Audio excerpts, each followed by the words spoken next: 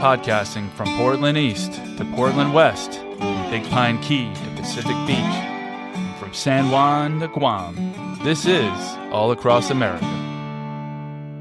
Sheila, thanks for being on the show. Well, Mark, thank you for having me. Thanks for having me here at your place in Grand Island. I keep getting that wrong because I've spent a lot of time in Louisiana, and there's a Grand Isle, Louisiana. Oh, yep. But we're in Grand Island, Nebraska, which we can talk about later where that name comes from because we're about as far from large bodies of water as we could be. But maybe we could start with, you're the host of the Growing Small Town Nebraska podcast. Did you grow up in a small town in Nebraska? I did grow up, oddly enough. Yes. So I grew up in the small town of Plainview, Nebraska. Okay.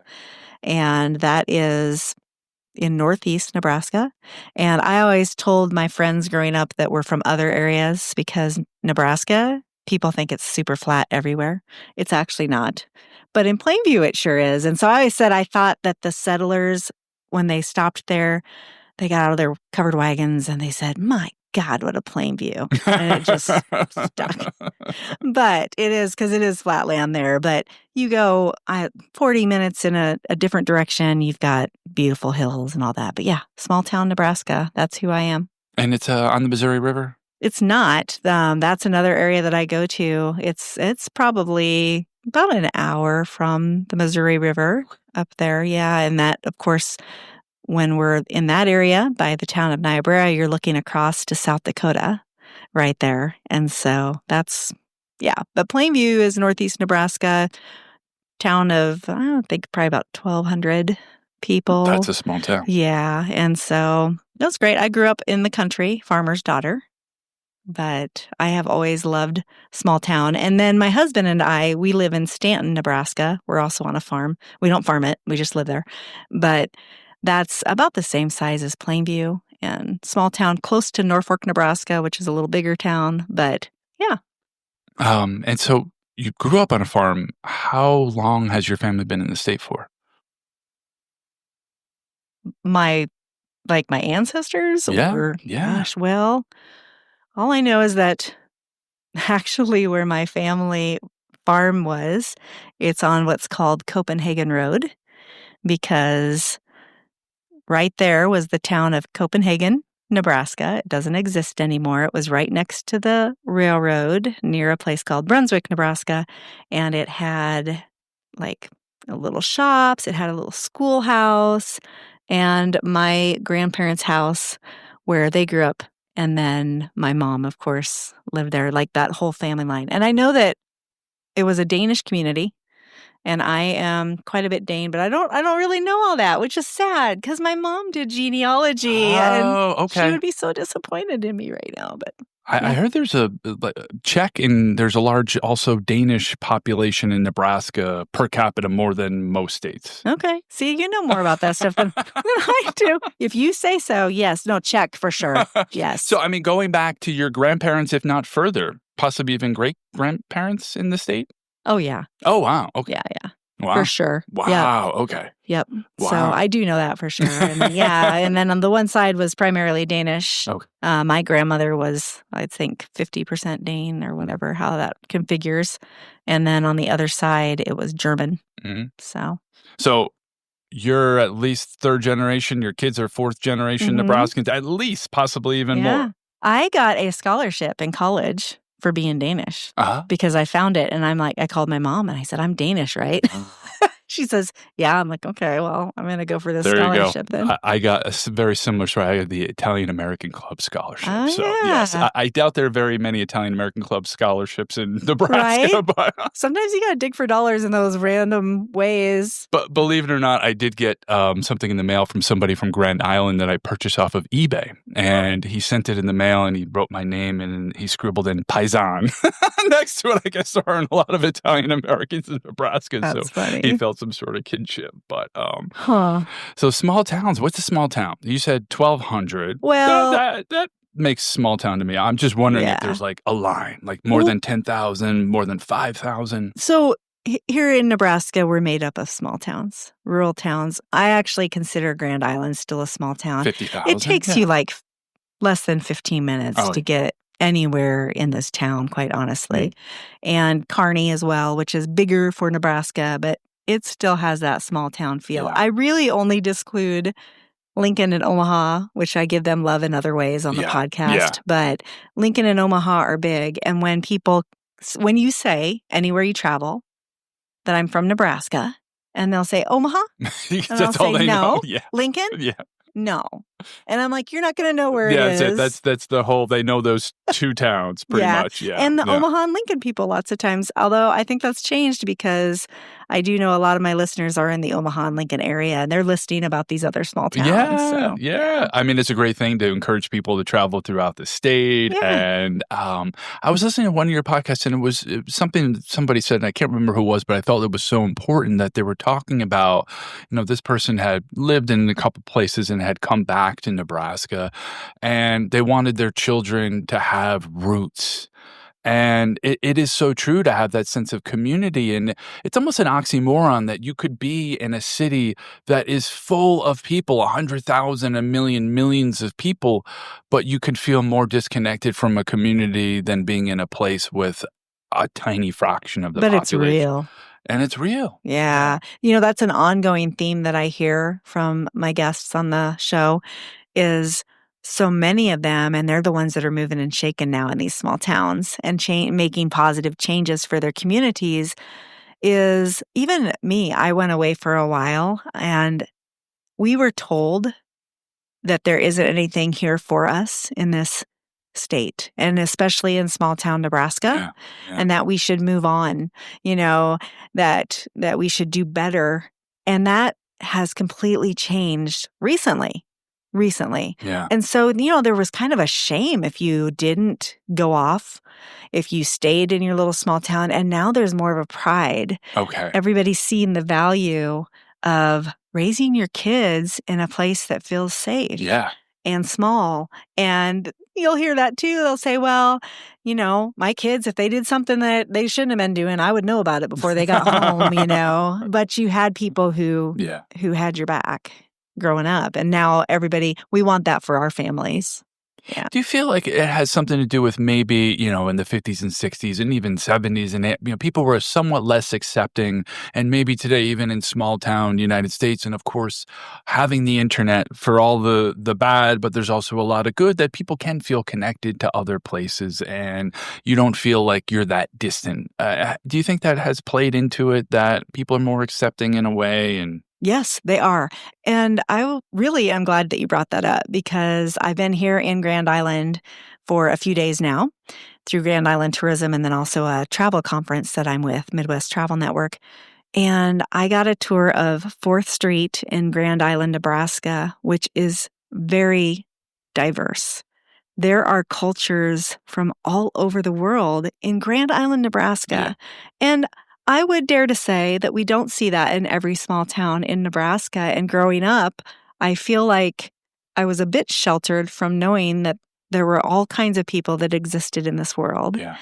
And here, and I wonder too, now there's more of a voice. Those different cultures have more of a voice and can be heard and felt and seen. They can do more to encourage people to explore that. Yeah. And also, as far as moving back to small town or living in small town now, especially post-COVID, a lot of us are figuring out we can work and live from wherever, which allows us to live in these small towns or these rural communities. And and I think people are understanding working together is important, to build up that community, and that we're not enemies, even like the small town businesses. Right. We're allies. Yeah. What's good for one business next to you is good for you. It's good for the town. It's good for the state. Yes. So.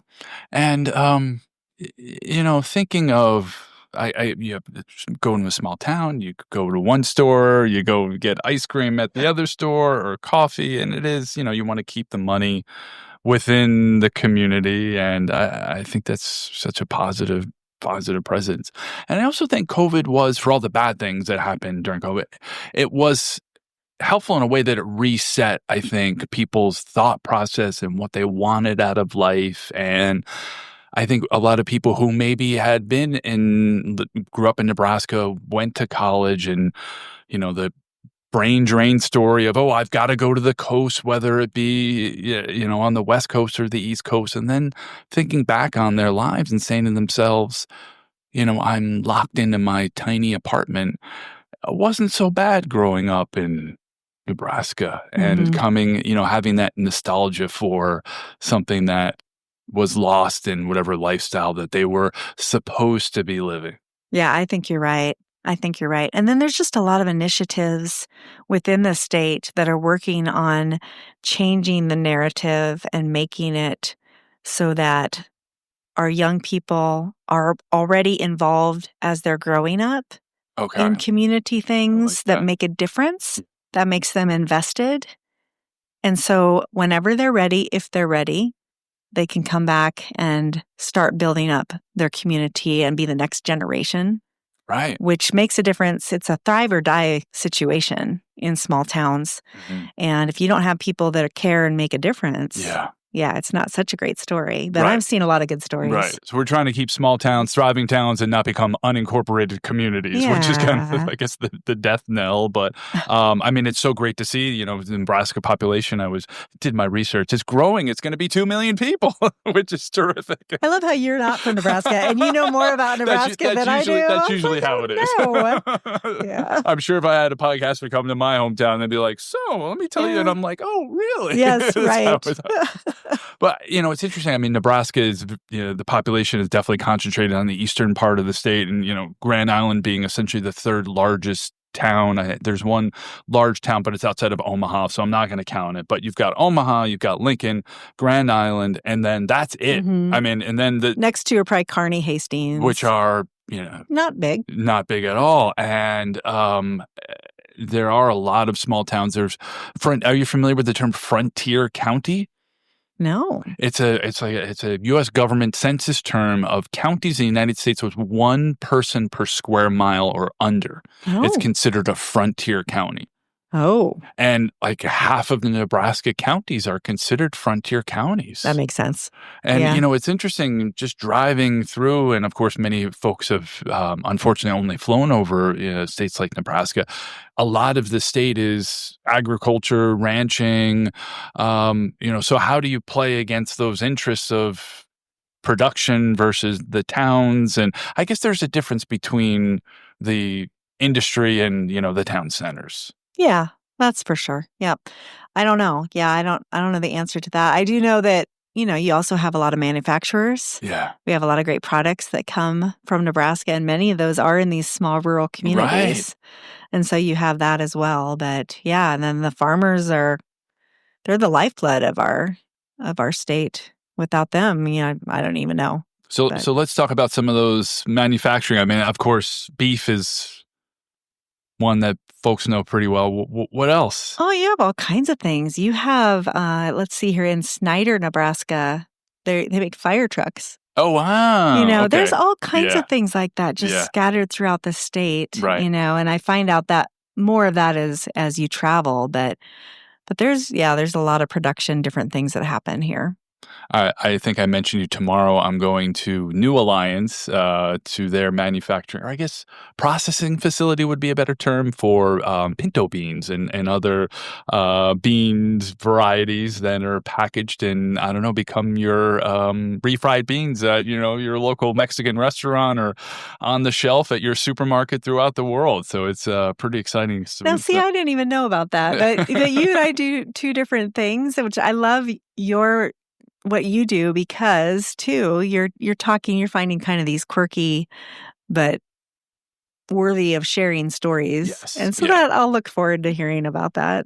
For me, I think one of the things I love about podcasting is it's all about connections. And so I've have this opportunity to have connections with people literally all across the country, and from San Juan to Guam as the tagline. And so the islands of the South Pacific, the territories to the Midwest, East Coast, West Coast, but the connections. And that's what I love about what you're doing is that sense of community. And so I've got a microphone in front of me, and so do you, but necessarily we're just talking now. And that's exactly what it is. And so what do you recommend for, obviously outside, there are small towns all across the country. What do you recommend for other regions, states that want to bolster their small towns? Like what's worked here and what are some of the success stories? Love the question. I would say one of the biggest words is collaboration. Collaborate. Collaborate within your communities, collaborate within your counties, and within the entire state. And get others behind your ideas, but also get behind theirs. It's not a one-way street here. If you're just out for yourself, that is not going to work so well. But it's those communities that are getting together and they're like, well, let's do this, but let's do it together. Let's promote all of our businesses in this way and things like that. Let's promote our weird festivals that we have, I love weird Let's festivals. talk about Carhenge and bring people in to see this because it's unique and quirky instead of deciding that it's kind of strange and maybe we don't want people to know about it. Well, let's just embrace it. Yeah. And show other people that we're Yes. fun out here. Yes. And, Yeah. and Yes. yeah, so I think that's a lot of it. Yeah. Yeah. And normal stuff these days does not go viral. It's the cool, Right. quirky stuff It that goes is. viral, and that's what makes it unique and interesting. Yeah. Is like we all have our strip malls in every part of the country, but Yeah. it's what makes it different. And very Mhm. few places have Carhenge. That's true. That's true. So for folks listening, what is Carhenge? Okay, Carhenge is a recreation of Stonehenge, but it's made out of old cars. Okay. And it is in Alliance, Nebraska. And so people can go there. And then when you're there, you can see things like the military museum, Salem Military Museum. That's the other thing when you get to a small town within the state or within these other states, because I've been visiting small towns in other states now that's too. great. Yeah. When you get there, go to the visitor center. I mean, really, Yeah. that's what they're there for. That's they're right. passionate, They're paid, or they're volunteers, but and they they're love there it. Yeah. And they want They're to there. tell you, Yeah. and they're the Yeah. ones to be like, I don't want to see your normal thing. I want to see this. Right. Show me this. Where do I eat? Where do the locals go? Don't give me the franchises. Right, right. Where are they really hanging out here? Yeah. And that's where your stories are. So I have a question for you. Please. Says we were talking about, how did you find me? I looked up Nebraska.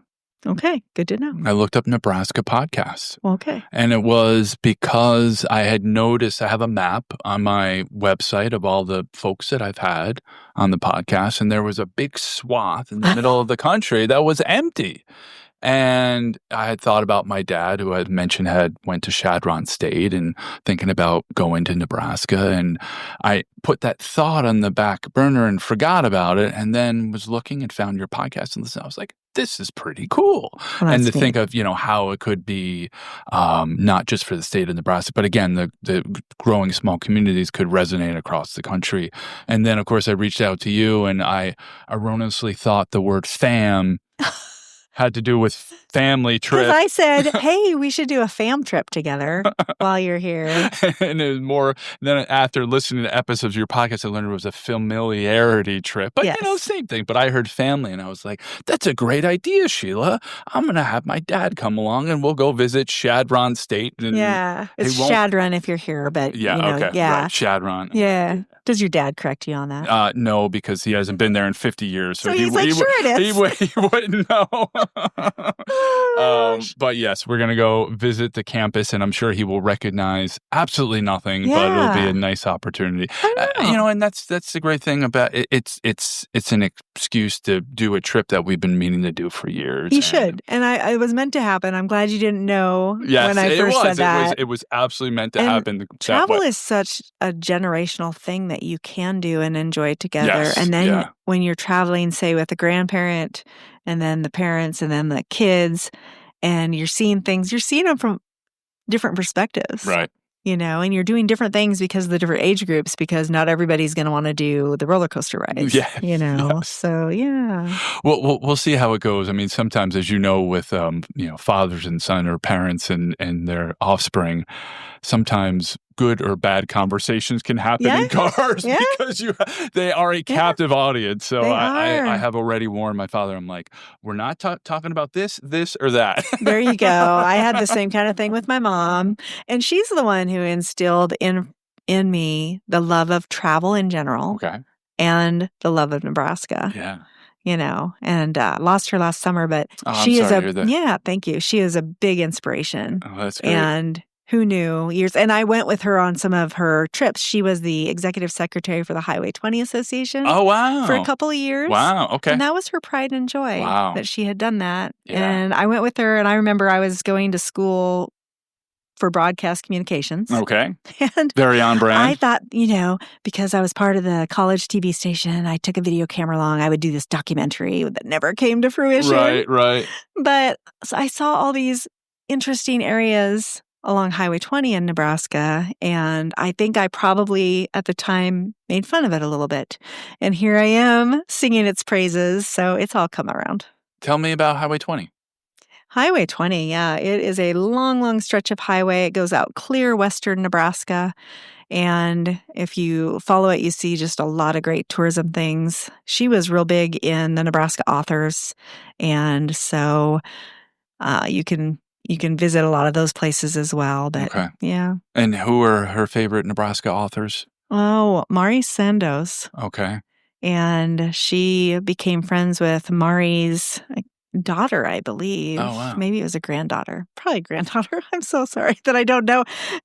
Hopefully she stumbles across this. But yeah, became good friends with her. And the John G. Nyhart Center is located in Northeast Nebraska.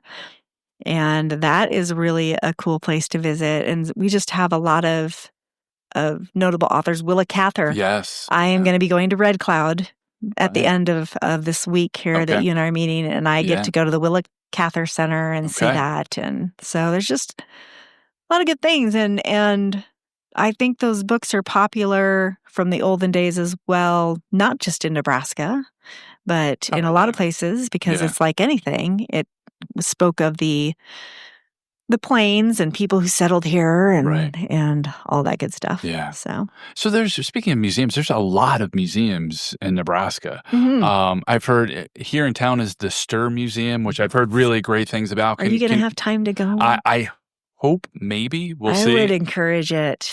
Tell me about it. It's a living museum. Okay. I actually have done an episode recently about the Stir Museum with the current executive director, Chris, who is so passionate about it. But it's a living history in that the other day I was there and they had all of their people come. They're dressed in period clothing. Okay. They have the railroad town and sod houses, different log houses, things like that. But then they have people doing the trades, working the trades that were prominent back then.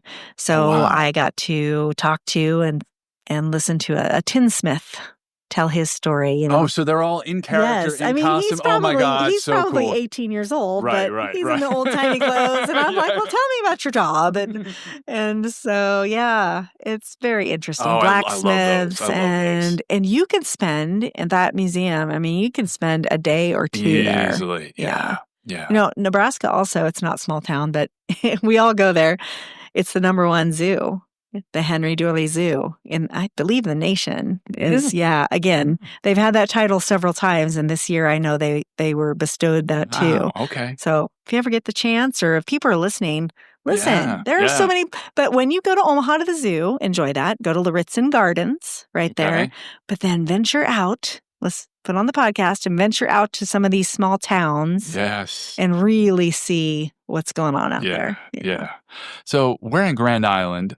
And we started the podcast, saying Grand Island. Why the name Grand Island? Yeah, that's a great question. I wish I knew the answer. I was thinking, they brought me in here to do a few episodes, and I don't think I've asked that question, but we're at this Midwest Travel Network conference. Somebody's going to know the answer. I'm going to find out, right? I'm going to find out. But the Stir Museum, the main building that's there, which was built many, many moons ago, looks very modern. And there's a moat. Yes. There's a moat around it. Yes. And so I think it has to do with that. Okay. I'm ashamed to say I don't know the answer, but I will definitely find out. Either that or the Stir Museum is very on brand for Grand Island, that it created an island around itself. Yeah, I don't know. One or the other. Yes, but it's touted as Nebraska's favorite island. Of course, we're in Nebraska, so there are no islands really. Yeah, that's it.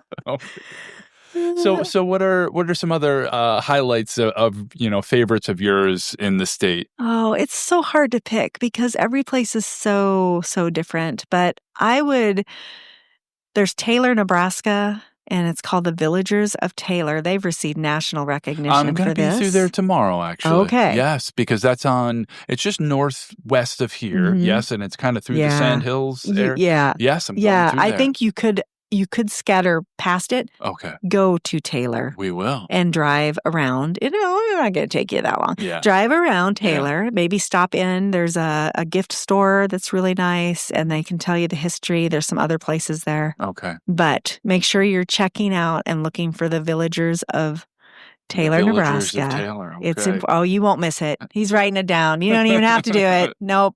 Because, it's very interesting. And so definitely do that. Potter, Nebraska is a tiny little town. It's in Cheyenne County, out west. It's near Sidney, Nebraska. And in this teeny little town, it's called the Tin Roof District. And there is so much to do. They are very famous for their Tin Roof Sunday at the Tin Roof Sundry. Boy, that's a lot. That's a tongue twister right there. Yeah, I think I did well. But you should use that for your mic testing. Right? I know. Yes. And there's that. And there's like Flyover Brewing Company, which has a bar that's like a part of a plane wing and all that theme. Yeah. There's coffee shop. There's library. There's a little museum in there. They have a 7-hole golf course because that's what they could afford and had space for. And it's just perfect. Good by me. Duck pin bowling. Have you ever heard of such a thing? Yes, I have, actually. Yeah, that was new to me. Yeah. And they have that. I learned about it within the past couple of years because I've got kids. So yeah. I'm like, duck pin bowling. That works. Yes. Smaller bowling ball. Yeah, it's interesting. And you set your own pins. Yes. So, yeah. And you can walk on the lane, which feels weird. The one of the unique things I learned about Nebraska is they have golf courses with sand greens. Oh, yeah. And which is unique to anywhere in the world. See, I didn't even think of that because that's just what I know. Because I had a friend that was coming here, and this weekend is actually the baseball World Series. in Omaha. And I was walking through the airport this morning, and there are advertisements for baseball bats. I'm like, what's going on here? And then I'm like, right, it's the College World Series. So there's ever a market for baseball bats, they're all passing through the airport and there. It's right next to the zoo. Right next to it. Very cool. So. I hope all those home run hits don't disturb the animals. I think they've got it figured out. There's a big net around the zoo. Okay. It's all good. But he was going to see with some of his college buddies the College World Series. He was a baseball player, and they were also doing a golf trip. And I was like, if you're going to Nebraska, you have to visit these sand courses. They need to go to, I'm going to take you back to Knox County and Niobrara. Okay. The Tatanka Golf Club is a just stunningly beautiful golf course. Sand greens, and it's rolling hills. It might not be the easiest, right? Yeah. Because you've got the hills. So for me, I'm like, where'd it go? I don't know. It was in that direct, but very, very beautiful. Right next to the Missouri River. So. And speaking of sports, volleyball. Oh, aren't we great? Wasn't it like in the last, broke the world record for the largest attendance at a volleyball game ever? Ever? Nebraska volleyball, University of Nebraska volleyball is just hot right now. And we have our first pro team, semi-pro team. Oh. The Supernovas out of Omaha. Wow. And they're doing great things too with the youth and doing camps. And they're really popular. And they're just, maybe 2 years old. Wow. Okay. Brand new. Yeah. But we have a fever for volleyball That's right great. now. For sure. It is great. I mean, it was 100,000 people watched the volleyball match. I was just astounded. Yes. I mean, if they said we broke the world record with 25,000, I'd have been like, wow. But I mean, incredible in numbers. It's neat. It's such a cool game too. I mean, it's so fast paced, and it's understandable in a way. There's my sons are now 5 and 7, are learning all these different sports, and you have to, it's like a new set of rules for each one. But volleyball, it makes sense. Mm-hmm. Everybody gets volleyball. It's just like, you got to get it over the net. Yeah. Bump set spike dig. I was a volleyball player for a while in high school. Oh, you were? Okay. Not well. A small town. That's it. The other thing about the small towns is that the kids growing up, they are exposed to so many different things because if they're not all in everything, those things don't happen. That's so true. Yeah. Yeah, it's so true. Was I the best volleyball player? No, for sure I wasn't. But also that's where all my friends were. Yeah. And it wasn't, I didn't have to try out for the volleyball team. I went to practice. Sometimes I got to play a little. Sometimes I sat there and cheered on my team. Theater and music and speech and all of those things. And you're in many sports. Right. And so Nebraska has an award they give to, or recognition they give to their students now. It's fairly new. And I think it's for being in 7, you have to have a certain grade point, but then be active in 7 different extracurricular activities. And the list of students who achieve that is very high. Wow. Yeah. Wow. I had never thought of it that way. And then they apply to these colleges. And maybe they're in state, maybe they're out of state. But when they get that college application and they see that these kids are doing all these things, that makes them pretty desirable. Yeah, sure does. So. I mean, it just gives them exposure to, because who knows? Maybe you would have ended up not having an inkling about volleyball. You could have been a semi-professional volleyball player. You never know. Yeah. And I'm sure a lot of the women on it's Supernovas, it's a women's team, may have been from a small town in Nebraska and we're you're getting roped into playing volleyball because we need an extra player. And then all of a sudden that became their you never know. And it's my brother, it works for CBS News and he's been with them for many years now. He got his start in small town Colorado in Grand Junction. Oh, yeah. Tiny little station. It's not that far from the Nebraska border. And it was a tiny station, small town, smaller than Grand Island here. And he had to do everything. And he learned so much more than if he had gone to some big city market where here's your niche and this is all you're doing for the next however many years, where he got his hands on everything and understood what he liked and what he didn't like. Yeah. Yeah. And I love going to big cities and visiting. And I love that people live there. And for a time in my life, that's where I wanted to be. Yeah. Yeah. But I definitely appreciate probably coming back home and being rural and small and walking down somewhere and knowing everybody. And if you don't know them already, probably you're gonna within 15 minutes or so. So take it or leave it. That's how it is. So can we talk about the regions of Nebraska? Yeah, there are several regions. You have like South Central. Is that what you're talking about? Sure. Yeah. Yeah, that's how it's kind of divided. You have Western Nebraska. Okay. I live in Northeast Nebraska. You have South Central South. They're all divided that way. Okay. I should know that better too. But yeah, and that's how we kind of identify with what part of the state are you in? Because it is a big state. I had an exchange sister from Holland who lived with us my senior year of high school. And, Nebraska is bigger than the country of Holland. Probably by the Netherlands. Many times, yeah. And so we went, and she always thought it was weird because they don't do that there, but we would jump in the car because we wanted to show her a lot while she was here. And we're like, hey, we are going to head out to, I'm trying to think of where we went in Nebraska. We went a lot of different places, or we'd go to Omaha a lot of times, but we'd go to a lot of little areas and show her, and we'd be in the car for 4 hours or 8 hours, and we're still in Nebraska.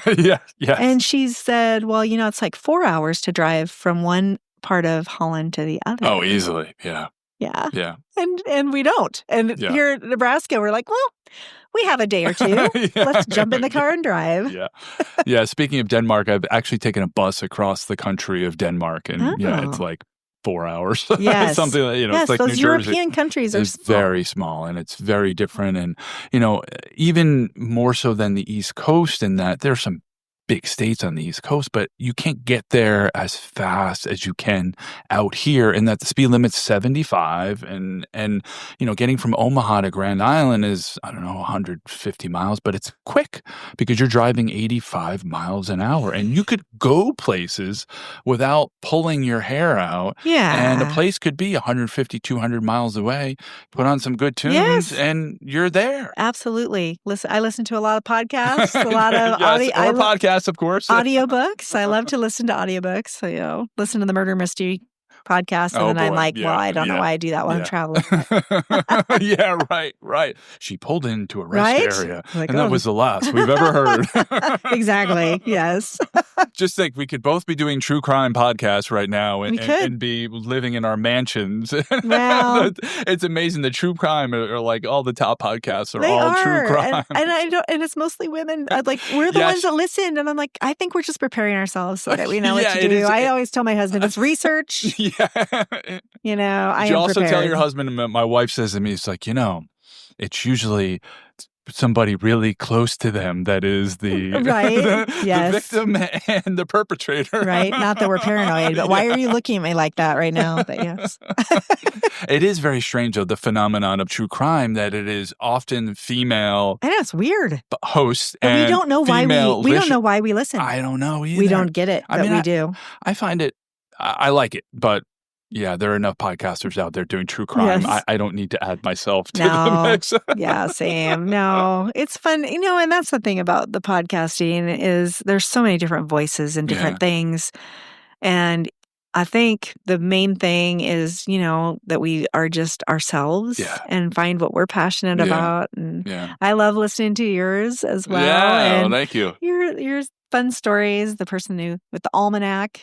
Oh, the that was Farmer's great. Almanac. Yes, that yeah, was so cool. Yeah. Yes. So And I've been about 10 states now recording, which has been terrific. And and it made it on the plane. This is my first foray into bringing all the equipment on the plane. So it's very I was easy. wondering about that. It's very easy flying out of big city airports like in New York, LaGuardia, JFK. They don't care because they have so many people coming. So they're just looking for major things. Yeah. And then if I'm flying back into New York City from Bangor, Maine, they'll check the 4 things. And I'm like, I flew in from nobody cared, but then because they just can. So, but so far they haven't given me a hard time about, I'm trying to think of where my husband and I we were trying to bring fudge back. Right. Don't travel with fudge. The food is an issue. That's an issue everywhere. Well, and fudge looks suspicious. And it was in a block. It's in a block. I see. And so they pull us both aside. No, I would have pulled you guys aside. Oh, yeah. Through all of our stuff. Oh, my goodness. And then they fondle our fudge and they're poking and then you they say, destroyed the here, fudge. And they put it back. Here, you can go. And we're so like, much. I think you can just throw that away. But thank you. Right. You can have that fudge, sir. But yes. That's my travel tip for today. So, how you come from a radio background? Tell me about that and how radio, both helped you in podcasting and how is it different? Yeah, good questions. So, as I mentioned earlier, my degree was in broadcast communications. I got my first. I didn't really try for anything in that for a while. I felt young and like I didn't know anything. If you're young, just try it. It'll be fine. Yeah. Don't be so intimidated. That's right. But I really wanted to do TV until I interned for a TV station and thought, no, I don't know that this is for me. So I ended up at Clear 101 out of Columbus, Nebraska. Okay. That was my first on-air radio. I actually worked for another radio station in Columbus where I tried to sell advertising. I am a very, very bad salesperson. I am everybody's friend. But I wouldn't close the deal. I'm like, oh, I'm your pal. I think you're a great salesperson for the state of Nebraska. Yes. But you're not selling widgets. Yes. Yeah. And I didn't. Or ad space. Maybe I didn't believe in it so much. You have to believe in what you're selling. Sorry about that for radio. But it was just different time of my life too. Yeah. But I kept saying, I have a broadcast degree. And they would never give me my chance. And then it was actually my theater. I'm in community theater. Okay. And it was my connections in theater that got me hired for my first on-air job. They hired me as I was supposed to be the part-time news director. And when I went in there, and the first day I went on the air for the news and they introduced me on the morning show, they said, oh, yeah, we would also like you for the morning show. Oh. So I did morning show there wow, okay. and midday and news director, all the good stuff. So we're talking the 6 to 10 a.m. slot? Oh, yeah. Monday through Friday? A lot of years I was up at 4. Oh, my goodness. It's painful now. I'm too old. I can't do it. Yeah. And then from there, I went to US 92 out of Norfolk, Nebraska, and they contacted me at the other radio station. And I thought they were fake because they were a brand new station. Oh. And they're like, hey, we'd like you to come and work for us at this new radio station. I didn't know if I was being set up or what this was. Right. They sent me Omaha steaks. And I will tell you, you get a box of Omaha steaks sent to your house, you're going to consider the job. So that's my employment tip. And you can send those from anywhere in the U.S. That's right. Yes. Anywhere in the U.S. Omaha steaks. That's the way to do it. So they did that and they kind of wooed me. And I did morning show there and news director, went to middays later. And then I was part-time after our daughter was born. Okay. Yeah. And I've been in radio for over 20 years. Oh, wow. Yeah. Okay. And I was kind of done.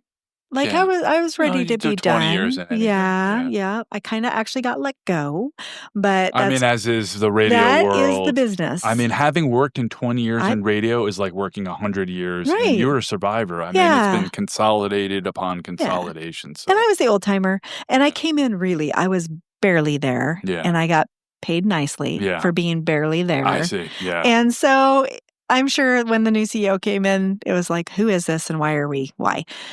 But I was okay with it. Yeah. And then I thought, I'm not going to do this anymore. I think I'll be a copy editor. And so I got myself a certificate through the University of California at San Diego in copy editing, 5 semesters online, all that good stuff. Online at this age when, woo, that was taxing. Okay, challenge.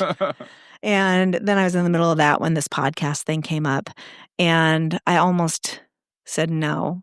But the mission behind this podcast in promoting small towns throughout the state, in sharing the stories of what's happening so that other small towns can hear the inspiration, whether they're in Nebraska or not in Nebraska, and they can make those changes for their communities and their families. I really couldn't. I couldn't turn it down. So here we are, 2.5 years later, going strong.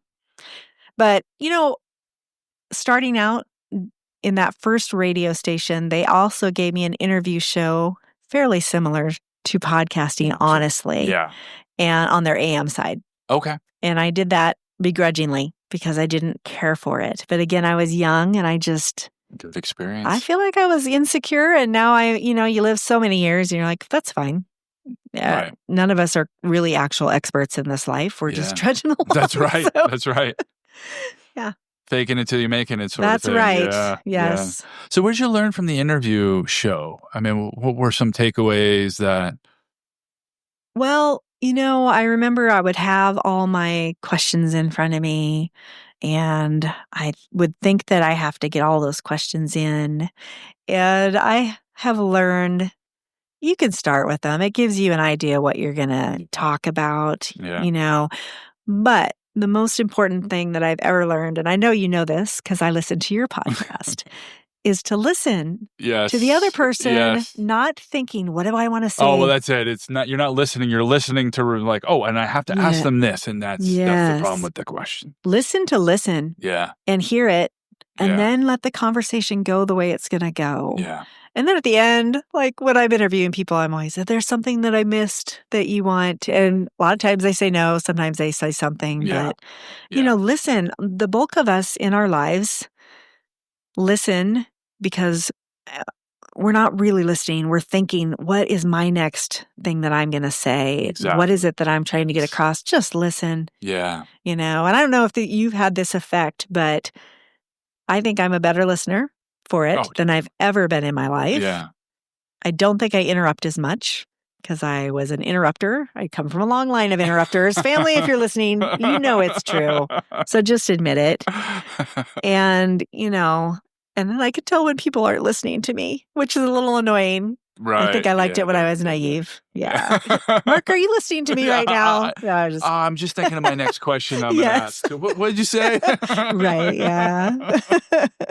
The hardest thing for me is that I'm good, but I would say leading words like, okay, which is really great in conversation, but it's very jarring when you're listening to it because it ruins the flow of so I just have, and I wouldn't interrupt, but I would just say these words that weren't necessary, and they don't sound good afterwards when the person is listening. And so now I've learned to nod my head a lot more. When I want to say the word okay, I nod my head. I'm going to steal that. I've learned to pause a lot. Because we were talking about dead air before. Yeah. And I realized, okay, so on radio, you got one song, the next song should bleed right in. It should never be dead air. Segue. But when you're talking to somebody, dead air is actually a good thing because you pause, because that's like a journalist technique. Yeah. They'll pause because people hate silence. And so the person on the other side will be like, oh, I got to say something, because it becomes very awkward. And that, that's one of those famous.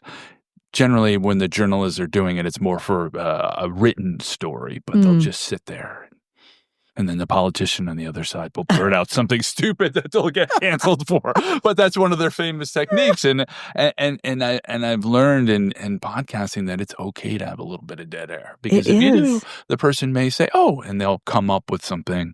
And the other thing is just learning. Some people speak faster than others. I feel like I speak on the faster side, but you're an East Coast person. Maybe. Some people speak slower, and you have to adjust to their cadence. And I'm almost like I'd want to, not that I'm interjecting, but their pausing may just be a normal part of their speech pattern, and they were continuing to say something, and I'm already jumping in. So, let people pause. Yes, I like it. That goes with the not interrupting thing. Yeah, which is, you have to practice some of those things. Really.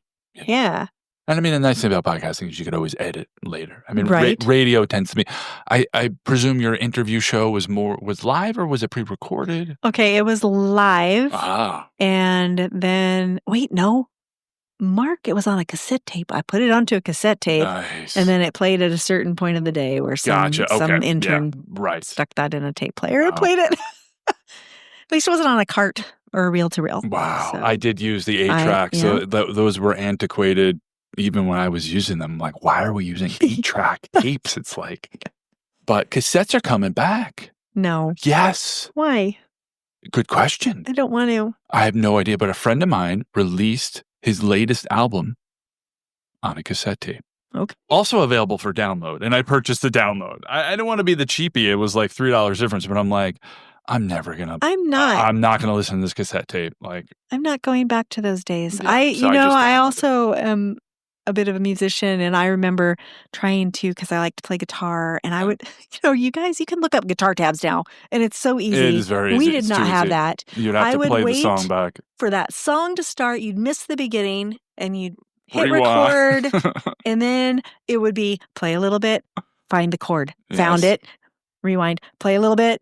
Yeah, too easy. I'm not going back. Yeah. You can't make me. For anybody listening, there's the amazing Slow Downer app, which is an amazing app. You can just plug a song into the app, and it will play a 30-second, like super slow, and so you could follow along to it. Really? Yeah, it's awesome. Wow. That's how I learned how to Where was that in the 80s? Exactly. When I was struggling. I mean, the whole reason I got an iPhone was for the Shazam app that identifies songs. That was like my first reason to get it. I mean, it's very cool. I need maps. But getting back to Nebraska, one of the things I wanted to not forget about was community foundations, because I thought that was really important. And I'm surprised there's these community foundations all across the state. First of all, can you just tell people what a community foundation is? Yeah. So a community foundation is started generally within the community itself. It's a group of people who are seeing needs throughout their community, and needs need money. Right. And so the basis of it is a lot of fundraising with a purpose in mind. And then if they can get connected to the Nebraska Community Foundation, which is the statewide big community foundation, they have been doing this for years. They have the resources, they have the trained staff that come alongside and help these small towns to know how to present to the rest of the people. Because within small towns, you're going to have that anywhere. You always have a group of people that are on fire for it. It's getting everybody else to understand. And they do understand, but they don't know if they really want to get involved. Well, with a community foundation, they're building that desire and that investment. And they're investing not just in money-wise, but in their time and their talents Okay. and things like that, and their youth, Yeah. which is a big part of having that security for that small town for years to come. And so my understanding of community foundation is that people will give money to a foundation, which will then, let's say it will grow into let's say a sum of $100,000. And then the community foundation will then collectively decide, the board of directors, what worthy causes within the community to grant out that money to. Oh, you have been listening. You have done. Yeah, good job. Which is terrific because, lots of people give 125, but it all adds up. It all adds up, and you could do some really nice things. Yeah, ideally what they want to do is build up an endowment fund. Okay. And then they use the interest off of that each year.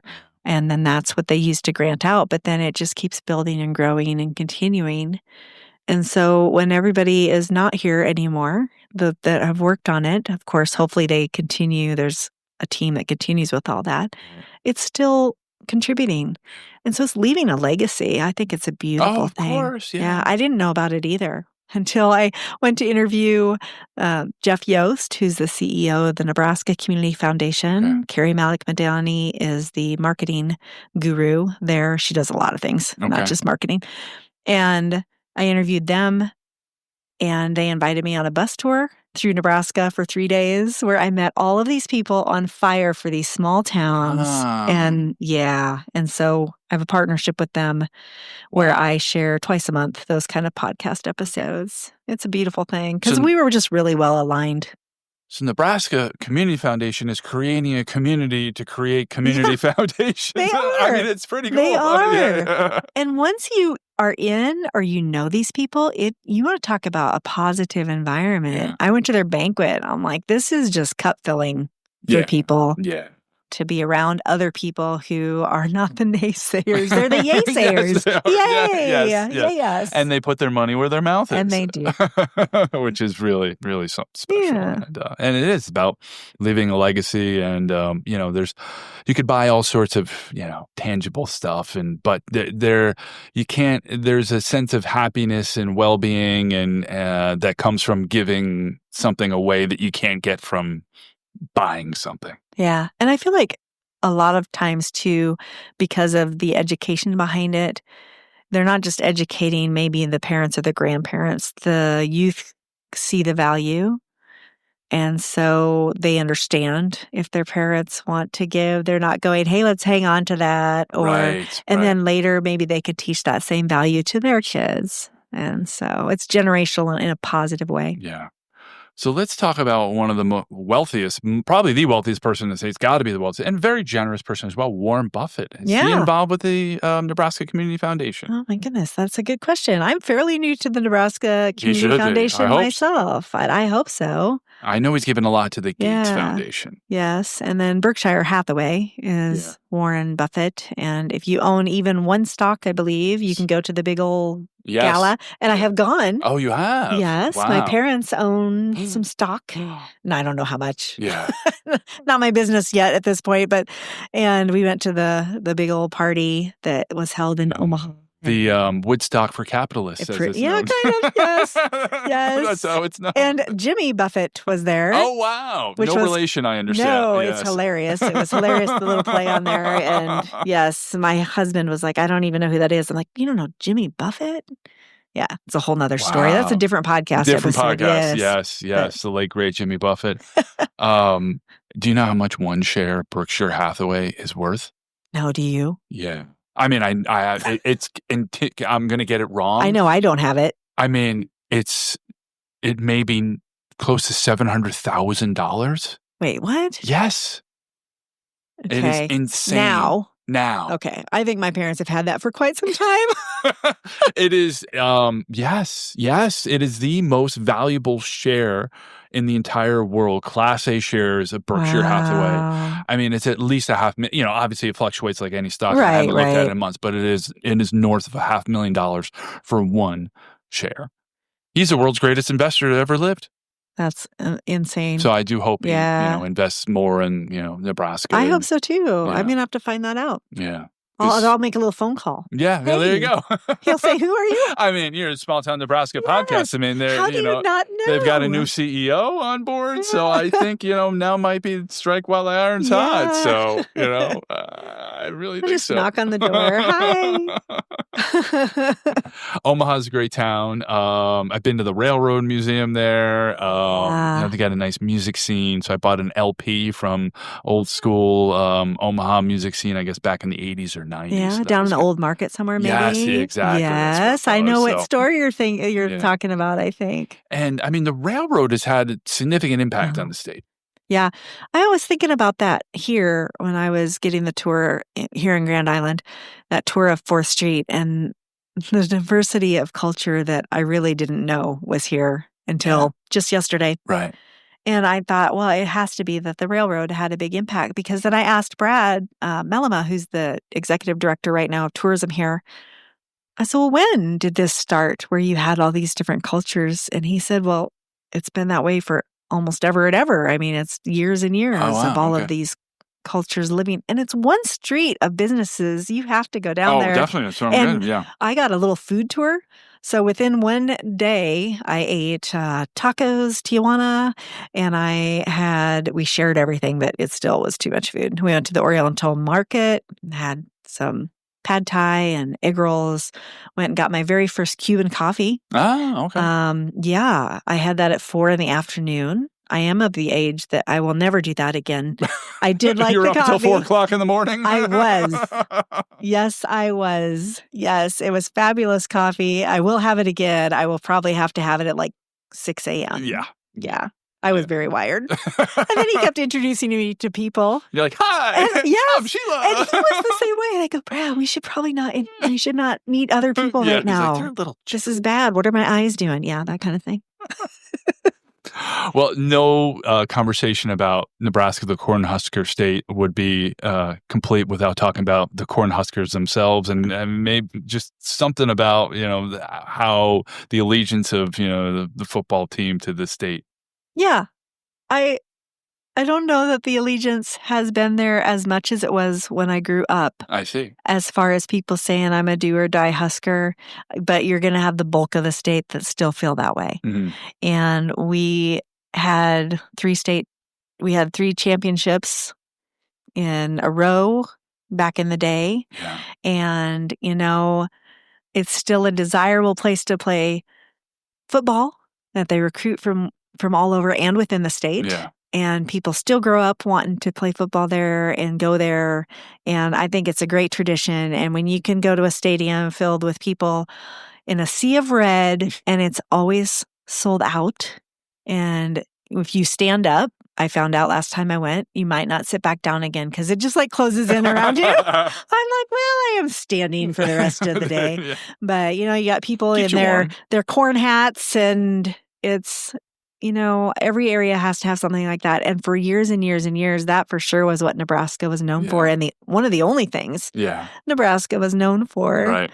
Yeah. Well, maybe there'll be a 3-peat dynasty again, down the road. Oh, I'm always hopeful, and they're kids playing football. They're still, they're just kids playing football, you guys.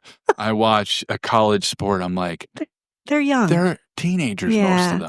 Those are people's babies. Yeah. So let's have a little grace. Yeah, they're teenagers. Yes. You want to boo? Well, wait till they get to the pros and they're making the millions. Or get out there and you try it. Yeah, that's then right. You tell me how you feel. Boom. Yeah. Well, anything you want to leave us with? Anything we hadn't talked about? I just would encourage everybody who listens, and I think you have those kind of listeners, that they're adventurers. Oh, yeah. Don't sit around and wait. Yep.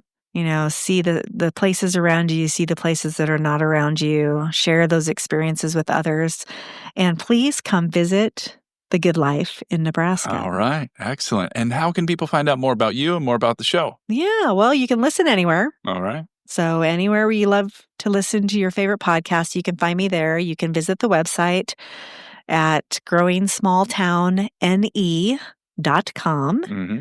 You can find me there, and please follow on Facebook and Instagram, share, give all the love, and find those quirky stories and fun little things. And and even people like Mark. Who knew? Yeah, so it's a lot of fun, and I appreciate this opportunity. Yeah, I'm glad we did it. Yeah. All right. Thanks, Sheila. All right, thank you. All right.